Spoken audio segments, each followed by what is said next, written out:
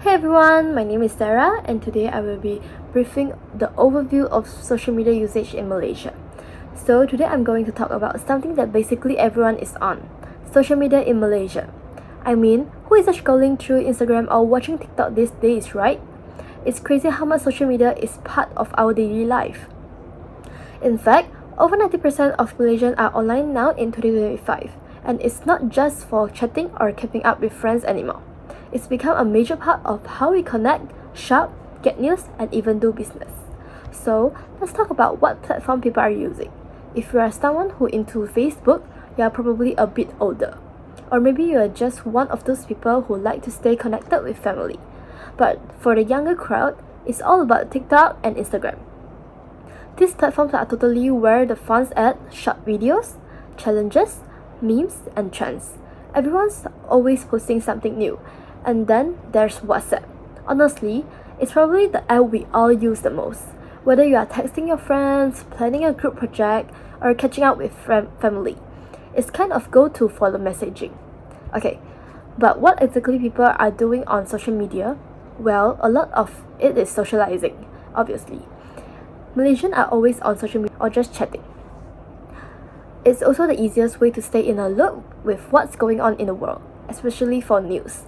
Plus, social media is a huge for shopping now. A lot of small businesses are using Instagram and TikTok to promote their products. If you've ever seen those live selling events or those targeted ads, you'll know exactly what I mean. And the younger generation, especially people between 18 and 30, they are the real social media expert. They are constantly hopping onto viral trends, joining challenges, and creating super cool content. It's all about expressing yourself, whether that's with dance move, meme, or even just sharing opinions. But here's the thing. Social media isn't just about fun and game anymore. It's also a massive business tool. Have you ever bought something off Instagram or TikTok? A lot of businesses are using this platform to reach customers in ways they couldn't before. Now, it's not all perfect. Of course, while social media is awesome, there are some issues we need to keep in mind. Misinformation spreads super fast, and sometimes it's hard to tell what's real and what's not. Privacy is a big thing too. Everyone's worried about data being shared without permission, and with how much we spend online. There's also this whole talk about digital well-being. Spending too much time on social media can mess with your mental health, and some people are starting to really think about how they can balance it all out. So, even though there are some challenges, it's clear that social media in Malaysia is here to stay. It's transformed how we communicate, shop, and even run businesses. And it's only going to keep evolving, right? Who's know what's next? Maybe there's another platforms around the corner that will change the game again? But one thing for sure, social media is an essential part of life in Malaysia, and it's shaping the way we live, work, and connect. So that's the lowdown of social media in Malaysia. Whether you are just using for fun, business, or just to stay in touch, it's clear that it's a big deal. Keep an eye on how it evolves, because it's gonna be interesting to see where it goes next. So now I will pass it to Li Ting to describe the. So now I will pass it to Li Ting. Hi, I'm Dating. Thanks for the awesome intro, Sarah. So yeah, social media is pretty much a part of life now, right? But let's break it down a bit more and divide into the real deal, the good, the bad, and everything in between. Let's start with the issue at hand. Social media is growing like a crazy in Malaysia. It's not just something we casually use. It's become a world ecosystem. Think about it. Whether it's connecting with people, running business, or even just killing time watching cat video, social media is everywhere. But here, the twist. With great power comes great responsibility. Social media isn't all sunshine and rainbows. It has its ups and downs, which we will totally get into. Okay, first up, the benefit. Let me just say, social media is an absolute game changer. One of the biggest benefits, connectivity. You could literally be chilling in Penang and still catch up with your friend or family living in Sabah. How cool is that? And it's not just personal business. And it's not just personal. Business are thriving because of this connectivity. Small business especially are killing it by using platforms like Instagram and TikTok to promote their products. Even bought some things after seeing it in a TikTok ad or a live selling stream. Yeah, me too. And speaking of business, social media is gold mine for marketing. Back in the day, you had to pay for billboard or TV ads, but now all you need is a great video or a funny moments, and boom, it can go viral overnight. Plus, these platforms are perfect for startup to find their audience. It's affordable, easy to use, and super effective. But wait, there's more. Social media is also a knowledge hub. Want to learn a new recipe? TikTok? Need career advice? LinkedIn. Heck, even YouTube tutorials have saved my life during assignment. And let's not forget how quickly we get news updates. Whether it's breaking news or community events, social media keeps us in the loops. Okay, now let's talk about the flip side, the challenges. And trust me, there are a few big ones we can't ignore. First off, misinformation. Uh, Ever comes across those posts where someone likes this miracle drink will cure all disease? Yeah, no thanks. Fake news spreads so fast, and it's hard to tell what reals anyone anymore. It's like how many times have you heard some things online and then found out later it wasn't true? Another major issue is privacy. A lot of people are worried about how much of their data is being shared. Think about it. How often do you just click accept without reading the terms and conditions? Godly exchange charge, right? The thing is, we are giving apps access to a lot of personal info, and sometimes that can lead to big problems like data breaches or identified thief. And finally, let's not forget about mental health. Social media is great, but let's be real, it can get a little toxic whenever it's comparing yourself to others, dealing with cyberbullying, or just spending too much time online. It can take a toll on your well-being. Ever feel stressed because you are trying to keep up with everyone perfect Instagram life? Yeah, me too. But here the things, all these challenge don't mean we should just ditch social media altogether. It's more about finding a balance, like maybe take some time to unplug and focus on real life connection, or be more mindful of what we share and consume online. So yeah, social media has its pros and cons, and but they're not saying it change our life in a big way. The key is learning how to use it wisely so we can enjoy all the benefit without getting caught up the challenges. And who knows, maybe with time, we will find even better way to make social media work for everyone. Social media in Malaysia Thank you. started gaining traction in the early 2000s with platforms like Friendster and MySpace, which were mostly used by tech enthusiasts. However, Facebook quickly became the dominant platform connecting people from all walks of life. Around the same time, YouTube and WhatsApp started growing, allowing users to share videos and communicate easily. By the late 2000s and early 2010s, Facebook became mainstream in Malaysia, with Twitter also gaining popularity for real-time updates. Social media transformed from a space for connecting with friends to a platform for entertainment, news, and sharing content. During the COVID-19 pandemic, 2020 to 2022, social media usage skyrocketed. People turned to platforms like TikTok for entertainment, and social media became essential for businesses and online shopping. The period also saw the growth of e-commerce, with many people shopping via Instagram and TikTok. Now, in 2025, about 90% of Malaysians are online and social media is deeply embedded in daily life. It is no longer just for chatting, but is now used for shopping, learning, and working. New technologies like AR and VR are also starting to shape the future of social media. In the early 2000s, Friendster and Facebook were the first social media platforms in Malaysia. Friendster were widely used, but as Facebook grew, it became the main platform for connecting with others. People use Facebook to share updates, photos, and stay in touch with family and friends. At the same time, platforms like YouTube and WhatsApp also started to rise, offering new ways to share videos and message people directly. Social media has progressed significantly over the years, and it has brought many benefits to Malaysians. One of the biggest benefits is ability to stay connected with family and friends even across long distances. For business, for business, social media has been a great tool for marketing. Platforms like Instagram and Facebook allows more business to promote products and reach a wide audience.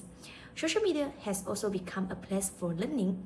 People use platforms like LinkedIn for career advice and YouTube for tutorial and educational content.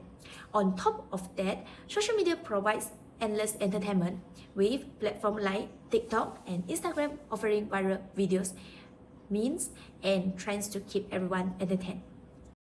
Alright, Jishin has mentioned about the historical initial adoption and the progress of social media. Now I'll take over to talk about the current challenge and effort taken by social media. First, let us dive into cyberbullying and harassment.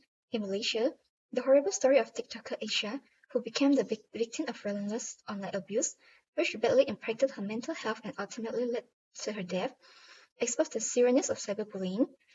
This case gained public attention and sparked debate about the inadequacy of legal penalties, as the offender was only fined 100 ringgit, which many people believe was not enough considering the seriousness of the offense.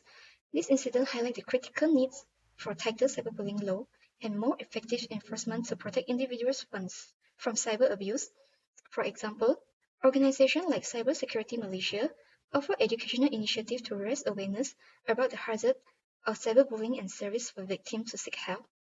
Campaigns by non-governmental organizations and celebrities have also helped to educate the public about the dangers of digital empathy and cyberbullying. Next, the spread of misinformation and fake news has been a major challenge in Malaysia, especially during the COVID-19 pandemic. False statements regarding the vaccine safety and efficacy spread uncontrolled on social media, causing confusion and panic in the general public. These false statements harm the government vaccination efforts and create skepticism about the vaccine, delaying the development of herd immunity. For example, widespread claims that the COVID-19 vaccine may modify DNA and cause major negative effects prompt many Malaysians to skip immunizations. This emphasizes the significance of building effective fact-checking procedure, such as broadening the reach of sites like Sebenarnya.my in order to verify viral news in real time, increase exposure for such platform through marketing on social media, television, and radio to reach a wider audience. Privacy concerns are getting more common in Malaysia, with one notable example being the purported WhatsApp data leak, in which the personal phone numbers of 11 million Malaysians were apparently placed up for online sales. This worrying occurrence highlighted data protection flaws and raised several concerns about the security of user information on widely used platforms. Many Malaysians have expressed concern and worry about the potential exploitation of their personal information, which includes scam, identity theft, and spamming efforts. This example emphasizes the importance of stronger law, enhanced cybersecurity safeguards, and more accountability for organizations that handle sensitive data in order to protect customer privacy and confidence. For example, the Malaysian government is trying to amend the Personal Data Protection Act to include harsher penalties for data breach and to accommodate enterprise to notify users in the event of a breach. Malaysian cybersecurity organizations have also increased their efforts to raise awareness of cybersecurity and help individuals with tools to secure their personal information. Public awareness efforts have also been developed to teach Malaysians how to protect their internet privacy, such as using stronger passwords or avoiding suspicious links. Finally, in Malaysia, the digital divide remains a major issue, as seen by the well-publicized story of an elementary school kid in Sabah who was forced to climb a tree to access the internet by an online class. This situation highlights the difficulties rural population have in obtaining stable internet connection, particularly during pandemic when online learning becomes essential. Many students in rural places face inadequate infrastructure, a shortage of digital devices, and limited access to online materials, resulting in a significant educational gap. The Malaysian government has developed programs like the Jendela programs to promote internet access in rural and undeserved areas. The program goals is to enhance 4G coverage and establish the structure for future 5G. The Parentis Siswa program, for example, provide low-cost digital gadgets to pupils from low-income households, allowing them to learn online. Non-governmental organizations and business support organized donation campaigns to offer computers, tablets, and other equipment to students in need. Since Fiona has referred to current challenges and effort taken, I'm adding some suggestions and recommendations to solve the issue. If there are some people facing challenges with social media, here are a few simple and practical steps they can take right away to make our experience safer and more positive. Social media can sometimes be overwhelming, but now we can take some simple steps to create a safer space for ourselves. Incorrect information spreads quickly online, so we can take some time to carefully verify the facts from reliable sources before sharing anything. Tracking trusted pages and reporting any misleading content encounter also helps maintain primary accuracy and information. Many platforms even offer built-in tools to flag potential misinformation, so using them can have a significant impact. Ensuring the security of personal information is equally important. A quick way to improve privacy is to check the settings and ensure that only the right people can see the post. Additionally, spend a few minutes checking which applications can access your social media and removing those that are no longer in use to prevent unnecessary data leaks. Using stronger passwords can help you stay ahead of potential security risks. If you feel like you have spent too much time scrolling, it's easy to start setting boundaries. Using screen time tracking on our phone to set daily limits or disable notifications can help us maintain more status in our daily lives. And we can also try moving social media applications to less accessible location on our phones. Even a brief break on social media, whether for a few hours or an entire day, can help us feel more in control. Social media can sometimes impact a person's mental health, so it's important to create a positive and supportive space.